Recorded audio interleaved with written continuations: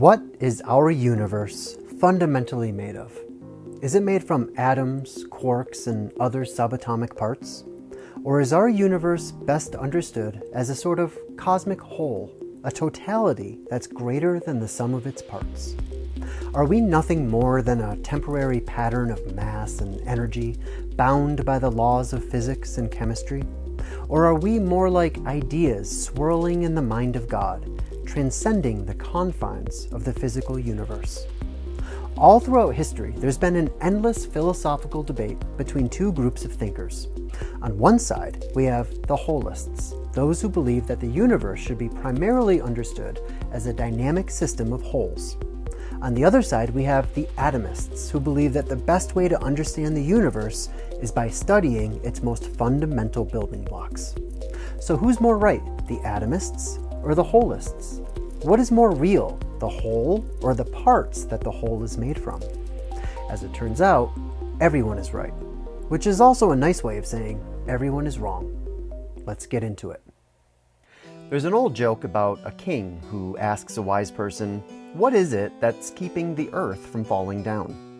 The wise person replies, "Well, sire, the earth is resting on a lion." "On what then is the lion resting?" asks the king. "The lion is resting on an elephant." "And what is the elephant resting on?" The wise person smiles and says, "The elephant is resting on a turtle, my lord." The king breathes a long sigh and asks, "Okay, what is the..." The wise person interrupts him. "You can stop right there, your majesty. It's turtles all the way down." This is a holon, and it's one of the most important and useful philosophical ideas in modern history. Okay, technically this isn't a holon, it's just a free stock video that I found on the internet that I'm using to represent a holon. It's hard to show you an actual holon because holons are everywhere. Everything in this universe is either made of or made by holons, because really, holons are the fundamental building blocks of the universe itself. So what exactly is a holon? Simple. A holon is anything that is simultaneously a whole as well as a part of a greater whole. For example, a whole atom comes together with other atoms and they become parts of a whole molecule. And then whole molecules come together and become parts of a whole cell. Those whole cells come together and become parts of a whole organ, which are then parts of a whole organism. All of these are holons. Atoms are holons, molecules are holons, individual cells are holons. I am a holon, and so are you. At every level of scale, we see that reality is not made of things or processes. It's not made of parts or wholes. It's made of holons. It's turtles all the way up and turtles all the way down. At every moment, whole parts are creating new whole parts, which then create new whole parts, and on it goes. And every time a new whole emerges somewhere in the universe, it brings with it new qualities, new characteristics, and new behaviors that cannot themselves be explained by its constituent parts. Molecules have qualities that their atoms do not possess. Cells have qualities that their molecules do not possess. My dog Luna has qualities that her cells do not possess. In other words, each new whole is greater than the sum of its parts. New qualities emerge at each level, and therefore each new kind of whole requires a totally different kind of science in order for us to understand reality at that level of scale, giving us an entire spectrum of science from physics to chemistry to biology to the ever-branching schools of psychology, sociology, linguistics, and the rest of the liberal arts. Each of these schools of science was designed to look at a particular level of holons and have very little to say about the other levels. This is why we don't use physics to study human morality, and why we don't try to understand the themes of Shakespeare by looking at the chemical composition of the paper that Macbeth is written on. It's holons all the way up and all the way down. There's no fundamental part in this universe, no bottom floor that everything can be reduced to in any meaningful way. Nor is there a single universal whole or omega point at the end of the rainbow. There's only whole parts, or holons, spiraling indefinitely in both directions.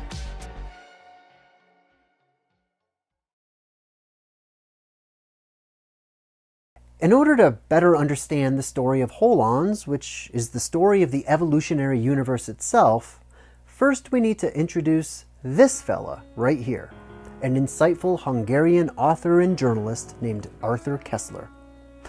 Born in 1905, Koestler's work often grappled with themes of science, philosophy, human psychology, social justice, anti-totalitarianism, paranormal phenomena, and mysticism.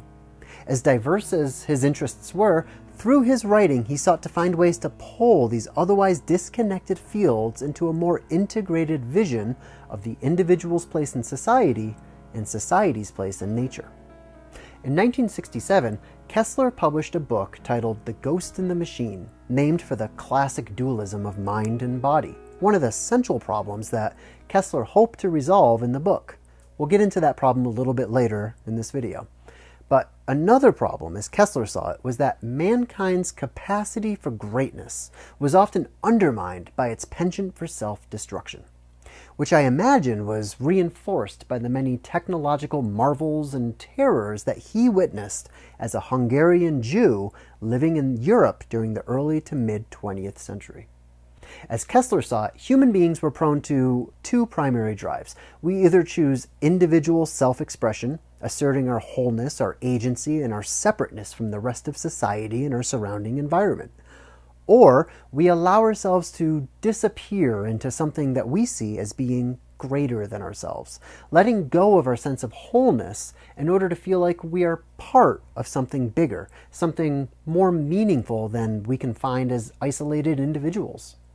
In other words, Koestler observed that human beings are simultaneously capable of acting as self-contained wholes as well as parts of even greater wholes. And it is within this critical polarity that Koestler believed that all of the hope and all of the misery of the human experience can be found. As Koestler saw it, the desire to become part of something greater than ourselves can often lead us to participate with social systems that are in fact far less than ourselves, because we often choose systems that were created by lower drives from more primitive parts of the brain, drives that seek to oppress and dominate other people. In Koestler's view, if we do not have an accurate understanding of how whole parts emerge, and if we do not know how to navigate the great chain of whole parts that have already emerged in nature and in human society, then our own contradictory struggle to simultaneously be a whole and to be a part of a greater whole can lead us down some very dark paths. Another story that Koestler tells in his book is a parable by Herbert Simon, known as the Parable of Two Watchmakers, which describes how the universe uses holons as a way to maximize evolutionary efficiency. It goes something like this. There were once two watchmakers named Bios and Makos, who made very fine watches. The phones in their workshops rang frequently. New customers were constantly calling them. However, Bios prospered while Makos became poorer and poorer. In the end, Makos lost his shop and worked as a mechanic for Bios. What was the reason behind this? The watches consisted of about 1,000 parts each. The watches that Makos made were designed such that when he had to put down a partly assembled watch, for instance to answer the phone, it immediately fell into pieces and had to be completely reassembled from the basic elements. On the other hand, Bios designed his watches so that he could put together sub-assemblies of about 10 components each. 10 of these sub-assemblies could then be put together to make a larger sub-assembly. Finally, 10 of the larger sub-assemblies constituted the whole watch. When Bios had to put his watches down to attend some interruption, they did not break up into their elemental parts, but only into their sub-assemblies. Now, the watchmakers were each disturbed at the same rate of once per 100 assembly operations. However, due to their different assembly methods, it took Makos 4,000 times longer than Bios to complete a single watch. And so it was that in his groundbreaking book, The Ghost in the Machine, Arthur Koestler coined a new word in order to describe the basic subassemblies that human beings and reality itself are composed from: holons. In Koestler's mind, the idea that either parts or wholes have any real independent existence seemed a bit silly. There's no such thing as an up without a down, a mountain without a valley, an inside without an outside. And there's no such thing as a part without a whole. They are inseparable from each other. There's no absolute parts in this universe, nor are there any absolute wholes hovering somewhere above this reality. There's only an infinite chain of whole parts stretching in both directions. Turtles all the way up, turtles all the way down. So let's talk a bit more about what these turtles actually are, what they do, and why all of this matters in the first place. Let's invent a universe. Carl Sagan once said, "If you wish to make an apple pie from scratch, you must first invent the universe." So, how do we invent the universe? Well, as it turns out, you make a universe the same way you make a pie, layer by layer, with each new layer transcending and including the last. Which, of course, is exactly how this universe evolved in the first place. After the Big Bang, it took just a few millionths of a second for the first flaky layer of our cosmic pie to emerge, the first subatomic parts. It then took another 380,000 years for space to expand enough for those particles to cool and condense into the very first atoms, giving rise to all the stars and galaxies in the sky. Now we have the second layer of our pie. It then took another 168 million years or so before those atoms congealed into the very first molecules, which would form the third layer of our pie, things like minerals and polymers and planetary bodies. It then took another 9 billion years or so for complex molecules to come together and form the very first living cells, which gave us the warm, squishy filling for our pie, the very first traces of biological life, which would eventually explode into an incredible diversity of living things. And on this process continued, whole parts coming together to form new whole parts, and creating entirely new realities as it went. From the most primitive prokaryotic cells to ever more complex and specialized eukaryotic cells that gave rise to the plant and animal kingdom, to some of the most basic multicellular critters like worms and sponges, to things like fish and frogs, to the increasingly complex nervous systems of mammals and primates, until finally, us human beings pop out of the evolutionary stew. In other words, evolution is itself the story of holons producing new holons, which produce even newer holons, which then produce even newer holons, each transcending and including the previous as new forms continue to emerge. It's a cosmic pie made entirely of turtles, all the way up and all the way down. I may be mixing my metaphors here. So now you might be saying, wait a minute, isn't that a hierarchy? I was told hierarchies are bad. Well, hang on a minute. There's actually a few different kinds of hierarchy that we can talk about here. One is called growth hierarchies because they're composed entirely of holons that evolve naturally over time. Another is called dominator hierarchies, which are the nasty, brutal, ugly kinds of hierarchies that we probably want to avoid. Let's talk about growth hierarchies first, which can describe an entire sequence of holons like atoms to molecules to cells, as we've been talking about today. Or they can describe the developmental stages of increasing wholeness that a particular holon can grow through over the course of its lifetime. Like the rings of a tree, every stage in the journey gets encoded into the holon's very being, each transcending and including the previous stage, allowing it to become stronger, more resilient, and more whole with every new cycle. Which is why these hierarchies are also sometimes referred to as actualization hierarchies, because with every new stage, the holon becomes more of itself. But some holarchies do not necessarily grow over time. We might talk, for example, about letters, words, and sentences. Each of these units transcend and include the other units. Each is simultaneously a whole and a part of the next whole. This is an example of a holarchy, but it's not necessarily a growth hierarchy. In fact, they're not even really holons, at least not in a true sense. We'll talk about why that is in just a little bit. But another example of a holarchy is something like towns, states, and nations. These historically did emerge over time and have a holarchical relationship with each other. We might think of these as something like a social growth hierarchy. We'll get to social holons a little bit later in the video. But the important thing to remember here is these growth hierarchies or holarchies are very different from the sorts of dominator hierarchies that we always need to be exceptionally careful about. The main difference here is growth hierarchies transcend and include their lower stages, while dominator hierarchies typically suppress or oppress their lower stages.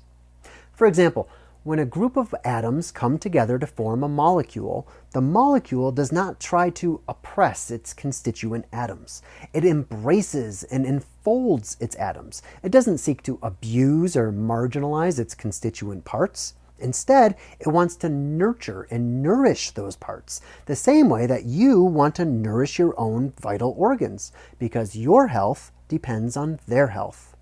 What's more, growth hierarchies actually want to be transcended. They want to be subsumed, to become part of the next emerging whole, whatever that may be. Dominator hierarchies, on the other hand, do exactly what their name suggests. They dominate. They maintain power at the top by oppressing the lower stages of the hierarchy and exerting forceful control over those lower stages, often in violent ways, as we've seen all throughout history and as Arthur Koestler witnessed during the mid-20th century. And these hierarchies usually do not want to be transcended or subsumed or enfolded into a higher whole. It's a hierarchy of superiority. The higher stages are seen as superior to the lower stages, which is usually enough to justify their violent methods of control. Growth hierarchies emerge organically from the bottom up, with each stage transcending, including, and in a very real sense, loving its previous stages. Dominator hierarchies, on the other hand, are usually imposed from the top down and often sustain themselves by subjugating the lower rungs of its self-imposed ladder.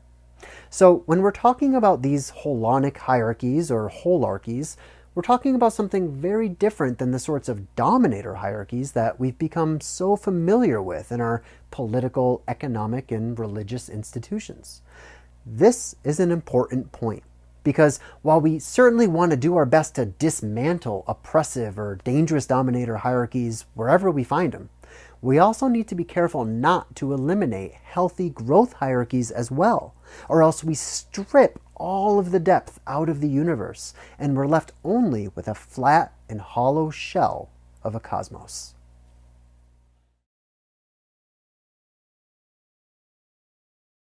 So, what do holons actually do? Well, a lot, as it turns out. As I mentioned earlier, with every new holonic level comes a new set of qualities and behaviors. But there's also a number of universal qualities that all holons everywhere possess, no matter where we find them. In his book, Sex, Ecology, Spirituality, Ken Wilber describes the major qualities that govern holons at every level of reality, which he calls the 20 tenets.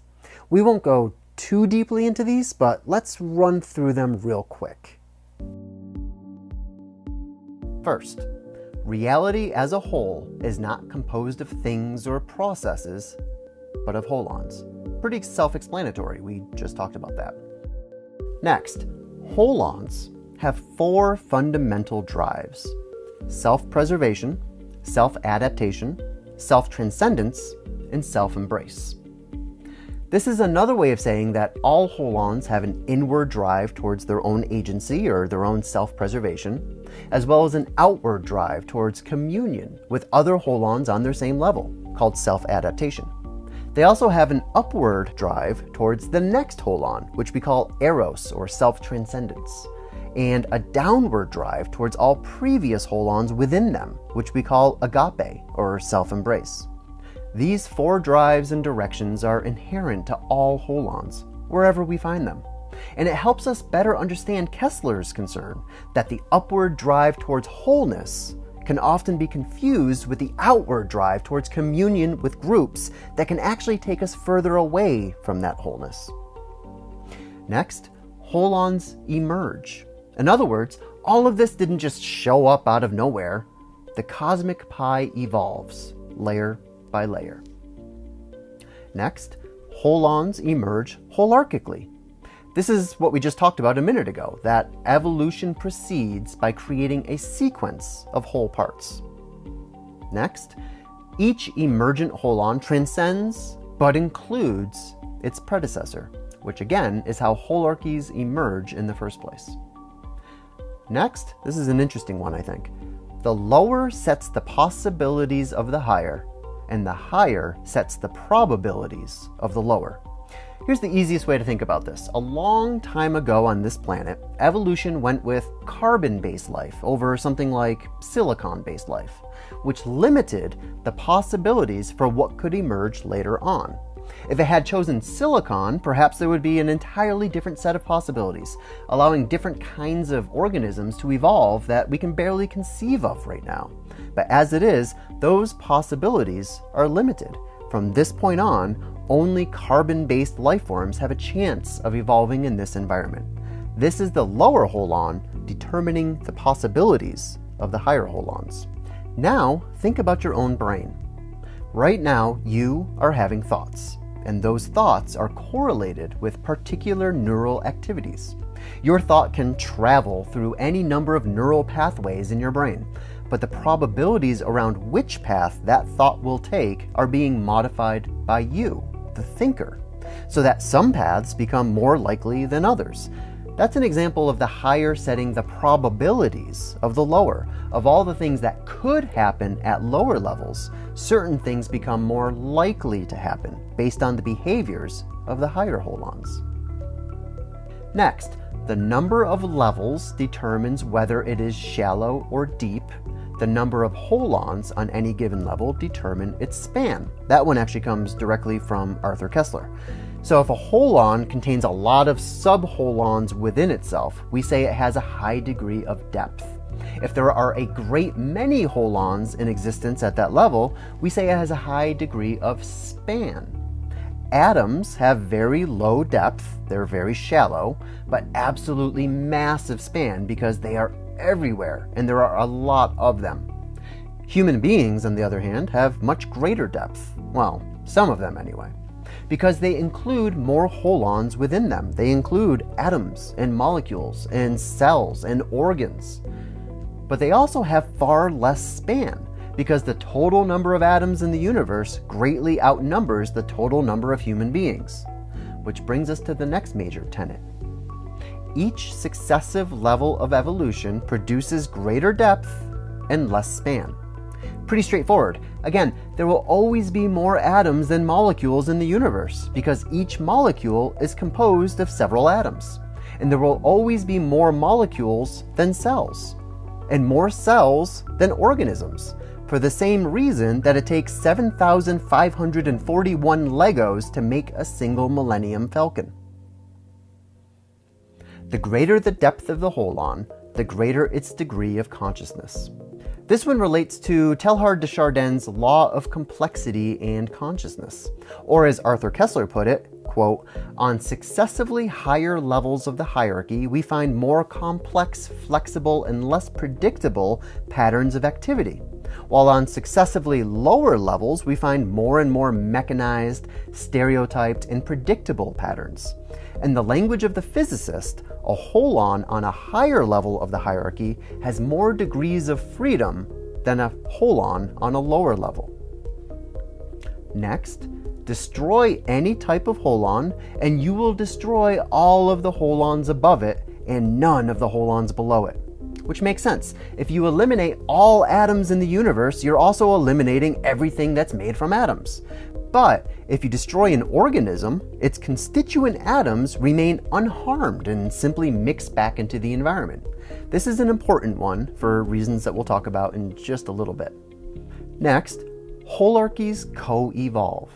In other words, individuals and groups evolve together. at every step.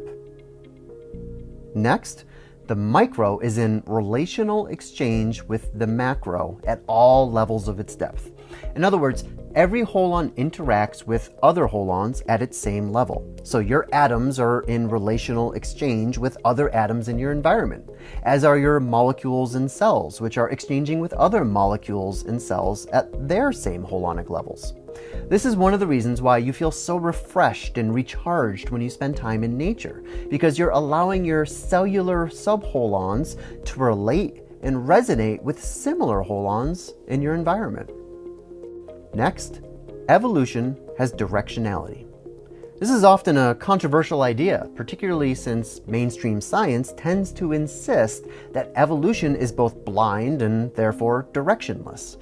Nonetheless, there do seem to be some fundamental directional patterns inherent to evolution. For one, increasing complexity. Things tend to become more complex as they evolve. Also, increasing differentiation and integration. In other words, each stage includes more possible combinations than the last, which means that each stage has more to integrate than the last. There are only 118 ways that subatomic particles can combine to form atoms, but countless more ways that different atoms can combine to form molecules. And it's important to point out that either differentiation or integration can go too far at any of these levels, which will pathologize the holon. Also, increasing organization and structuration.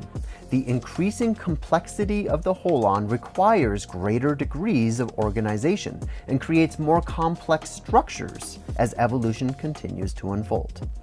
And then the fourth direction of evolution is towards increasing relative autonomy. Highly evolved holons are more able to regulate their own autonomy than less evolved holons. Ken Wilber uses the example of cold-blooded creatures, warm-blooded creatures, and human beings, and how each is more capable of regulating its environment in order to increase their relative autonomy. Cold-blooded animals stop moving outside of their ideal temperature range, which means they only have autonomy within a specific range of conditions. More evolved creatures have a wider range they can operate within, giving them a wider range of autonomy relative to other holons. And then the final direction of evolution is towards increasing telos. This may seem a little bit esoteric, but hang with me here. It simply means that there's no single pre-given omega point that evolution is working towards, but rather evolution produces a sliding sequence of omega points as each new holon comes into existence. In other words, emergence is itself emergent. Evolution is not deterministic, but neither is it totally blind. Each level is, in a sense, trying to self-organize in such a way that allows the next level to emerge. The eventual emergence of human beings was not inevitable as soon as the first atoms emerged in the universe. What was made inevitable, however, was the emergence of molecules, because atoms have a natural telos guiding their self-organization in order to allow the next holonic level to emerge. So those are the 20 tenets. It's a lot to chew on, but if you'd like to learn more about this, I highly recommend that you pick up Sex Ecology Spirituality by Ken Wilber. Okay, so what isn't a holon? Remember a few minutes ago when I said everything in this universe is either made of or made by holons? Well, that's true, but it doesn't mean that everything is a holon. In fact, there's a lot of things that aren't holons. Rocks aren't holons. Governments aren't holons. Neither are words, weapons, or websites. Cats, on the other hand, are holons. Super cuddly holons who will not hesitate to eat your face after you die. Bad kitty. So, what makes your cat a holon, but not these other things? In a word, interiority. We'll unpack that some more in just a moment. But generally speaking, there's 4 basic kinds of stuff in the universe. We call them heaps, holes, artifacts, and social holons. A heap is exactly what it sounds like, just a random collection of stuff thrown together. They have no agency, no organizing pattern, and are usually held together by outside forces. A cloud, for example, is a heap of water molecules. It is not a holon. The same with rocks, which are heaps of various atoms and molecules, not holons. We can say that, in a sense, atoms and molecules are parts of rocks, but rocks themselves are not holons. They're heaps, not holes. Random molecules squished together by various gravitational and geological forces. Though I should say that some rocks, crystals for example, are not actually heaps, but social holons. We'll come back to those in just a minute. A hole is exactly what we've been discussing throughout this video. They're holons, but we have to unpack a few things before we can really understand what actually makes something a holon. One of Ken Wilber's major contributions to integral philosophy is known as the four quadrants. We'll get into this in much more detail in a future video, but briefly, all holons possess two critical polarities. They have both interiors and exteriors, and they exist as both individuals and as groups. This gives rise to Ken's famous four-quadrant map, which details the four fundamental dimensions that all holons possess. So, all holons have all four quadrants, which means that all holons have some degree of interior experience. Now, this may sound a little bit funny to you at first. You might be saying, wait a minute, all holons have interiors, but you just told me that atoms and molecules are holons. Are you saying to me that atoms and molecules are somehow conscious? Well, personally, I think that they are, at least in a very, very narrow sense. As Alfred North Whitehead said, biology is the study of large organisms, whereas physics is the study of small organisms. The basic idea here is the more complex the holon, the greater the depth of its interior experience.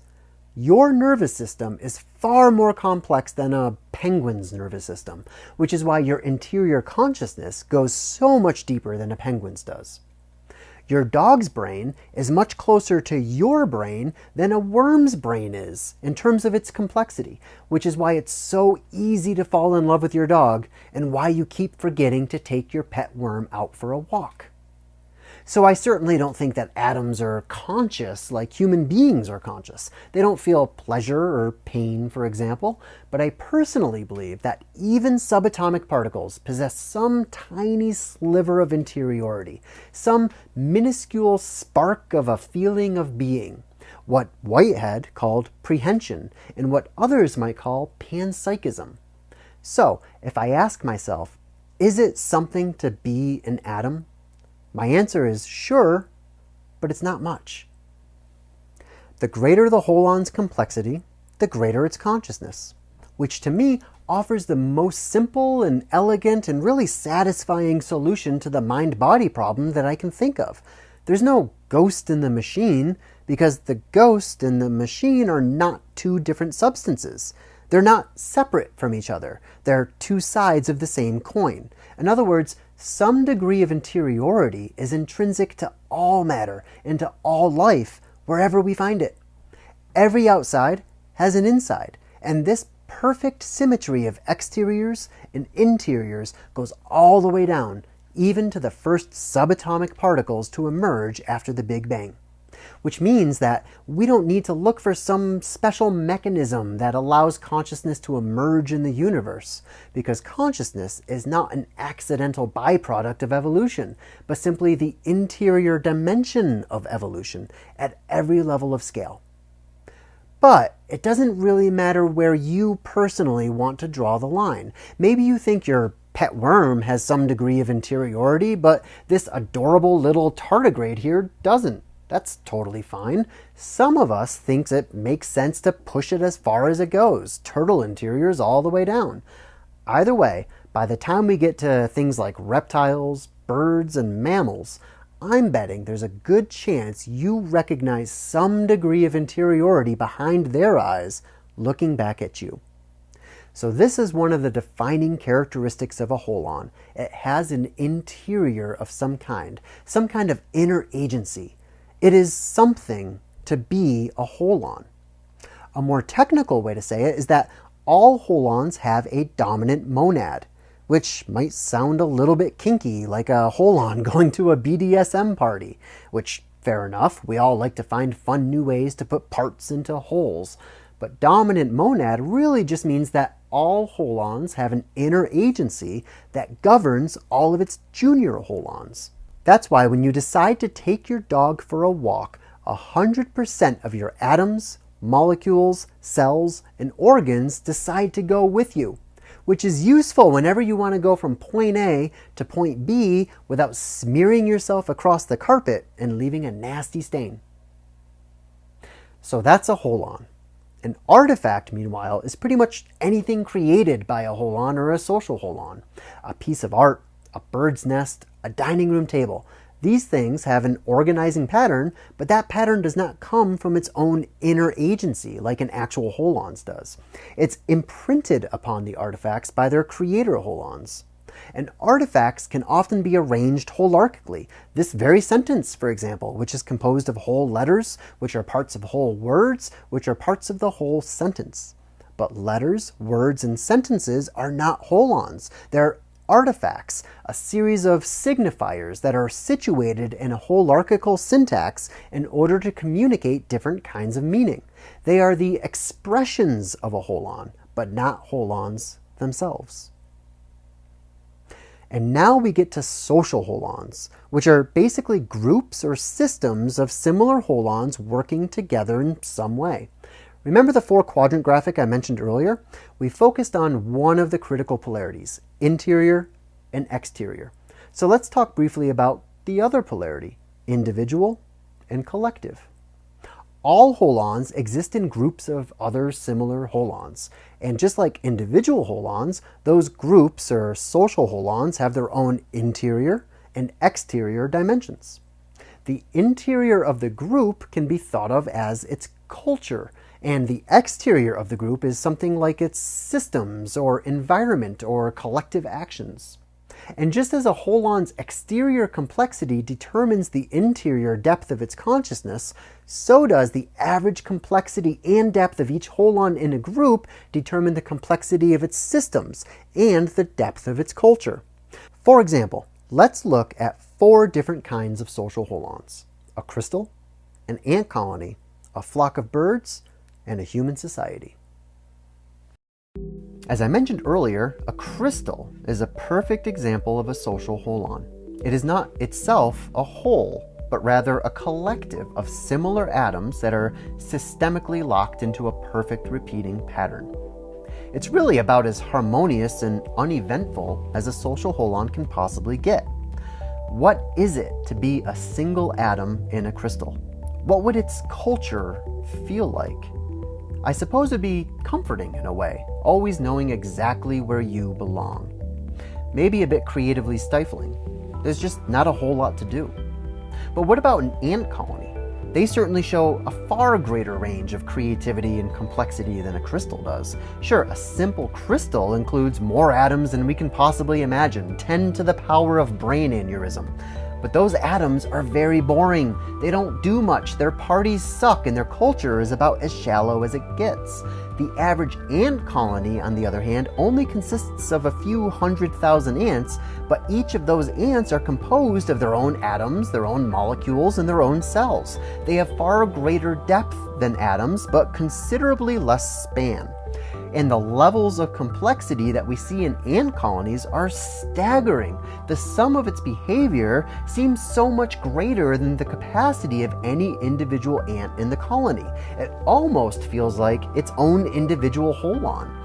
Ken Wilber calls this sort of distributed intelligence a form of nexus agency, which is sort of a pseudo-agency that emerges in the collective and organizes the behavioral patterns of its individual members. What is it to be a single ant in an ant colony? What would its culture feel like, living entirely in a universe of pheromones and total loyalty to the queen? And then we have flocks of birds, such as this mermation of starlings, which, can I just say, is such an awesome name, a mermation of starlings. It's really kind of cool that we have so many colorful words for all of these different bird-related social holons.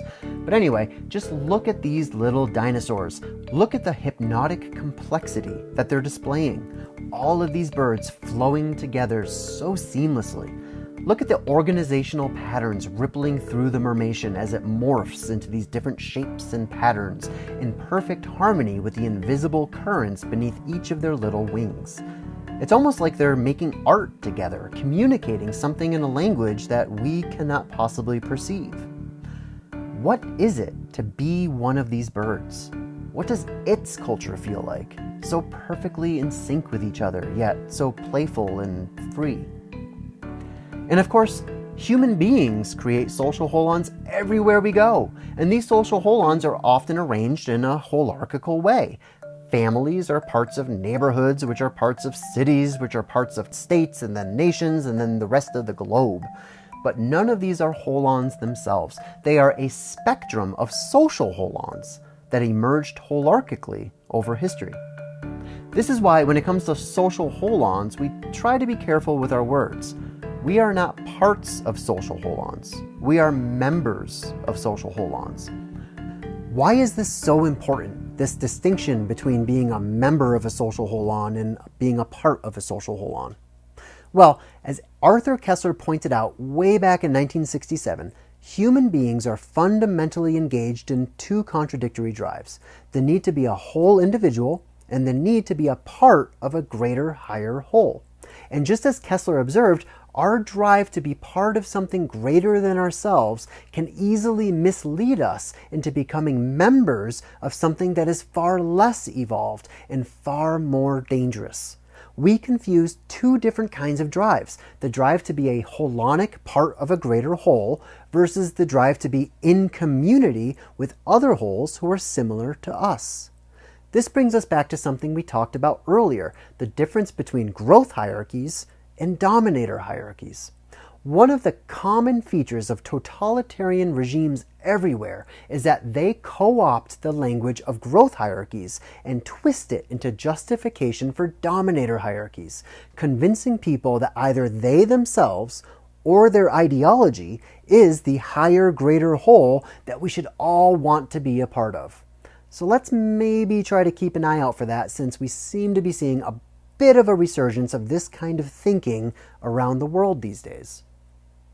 The other reason this distinction is so important is because it helps us better understand the overall shape of the universe and our place in that universe.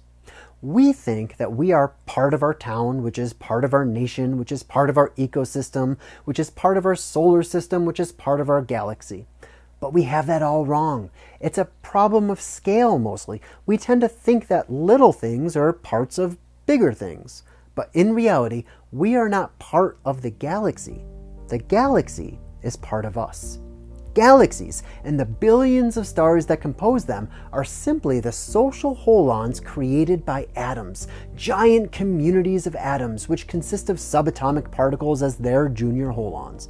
Planets are communities of molecules with atoms and particles as its subholons.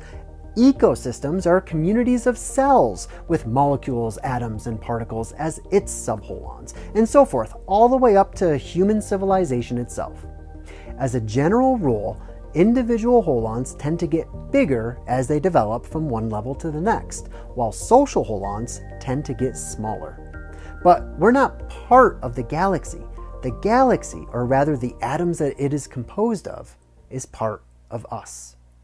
And now more than ever, we need to remember that things like planets and ecosystems are actually part of us and not vice versa. Why? Because this is how holons work. As we talked about earlier, if you destroy a lower holon, you also destroy everything above it. If we eliminate all human beings on the planet, the ecosystem would go on without us, all the better for our absence. Because we are not parts of the ecosystem. The ecosystem is part of us. But if we eliminate the ecosystem, well, let's hope we don't find out what happens, because there will be nobody left to tell our story and this dark corner of the Milky Way. So all of this, I think, naturally leads to the question of what is the higher whole that we should all be aspiring to in our lives? And there's many different ways to answer this question, and many different kinds of wholeness that we can seek in order to fulfill this natural holonic drive towards wholeness and towards being a part of a greater whole. And we'll go into many of these in much greater detail in future episodes. But the first answer is to recognize all the little parts of us that are not yet integrated into the whole, the various shadows and traumas and addictions and allergies that are hiding in our unconscious. We call this the path of cleaning up, where we learn to confront these little broken off parts of ourselves and work with them directly until we reintegrate them back into the whole. There are numerous different shadow practices that you can find, many of which are available on integrallife.com, so be sure to check them out. The second answer is to recognize that we have an entire sequence of whole parts within ourselves and to do whatever it takes to grow to new levels of wholeness in our own lives. We sometimes like to call this the path of growing up, where we engage in any number of practices to grow to the next stage of our own development, whatever that may be. Think of it this way. Can you remember the way you saw the world when you were, let's say, 16 years old? Can you remember just the overall feel of your mind, the shape of your interiors, what it felt like to be you? Can you see all of the ways that your thinking was more partial than it is today? Not in a bad way, just a little bit more limited by your lack of experience, a bit less adapted to the complexities of life you couldn't see then, but you can clearly see today. Now, can you also see how the person you were then, the sense of wholeness and who-ness that you felt as a teenager, is still a fundamental part of the whole person you are today? How the shape of your mind today is in many ways built upon the shapes of mind you had in the past, transcending and including and reorganizing all of your past experiences. Now, think about the person you will be 10 to 20 years from now, how the wholeness that you feel today, that you feel right now, will become a part of the wholeness that you will feel tomorrow. You are part of that whole. So feel that and put yourself in service to your future wholeness. As human beings continue to grow, we pass through several broad holarchical stages of development. First, an egocentric stage where we're primarily driven by our own needs and desires, and then to an ethnocentric stage where we begin to identify with groups of people that share a common culture or ethnicity or code as we do. And then to a world-centric stage where we begin to include all sorts of different people, cultures, and ideas into our overall sense of self.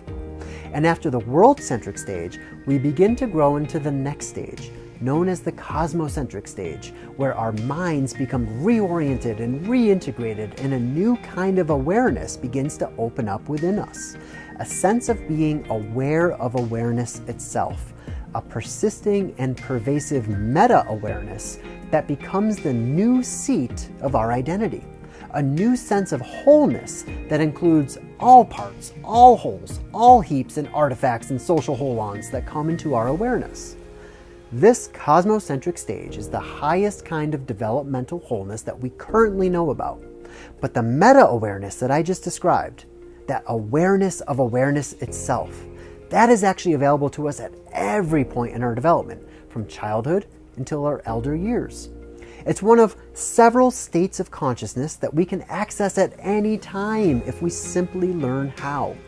Which brings us to the path of waking up, which delivers us to a radically different kind of wholeness, a total union of self and not self, where we become one with all levels of reality all at once, which is just about as whole as it gets when you think about it, or when you stop thinking about it, when you become aware of yourself thinking or not thinking about it.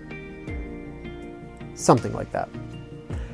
There are all sorts of practices and prayers and meditations to help people access and experience this radical sense of wholeness. The most simple being, simply sit, breathe, and gently watch your mind. And then try to notice the quiet, ever-present awareness that's always been sitting behind your eyes, behind every sensation, behind every experience you've ever had. Practice becoming that which you've always already been. And then here's the final way that you can become part of something greater than yourself. You can like, share, and subscribe to this channel. Even better, you can become a member of Integral Life, which is a membership-supported social holon that's helping to support the emergence of a new kind of wholeness in the world, a more integral wholeness that can help put the broken parts of the world and ourselves back together again. Remember earlier when I cautioned you not to confuse your drive to be part of something more whole than yourself with the desire to become a member of social holons that can actually take us further away from our wholeness. Well, this is still true, and something we definitely need to keep a careful eye on. But it's also true that human beings are wired to seek community. There are any number of organizations out there that can help support and deepen your growth to wholeness by plugging you into a community of people who are doing the same in their own lives. If that sounds like the kind of project that you would like to support, then I invite you to become a member of Integral Life today. So that's it. Holons in a nutshell, or sort of a nutshell inside of a nutshell, inside of another even larger nutshell, something like that.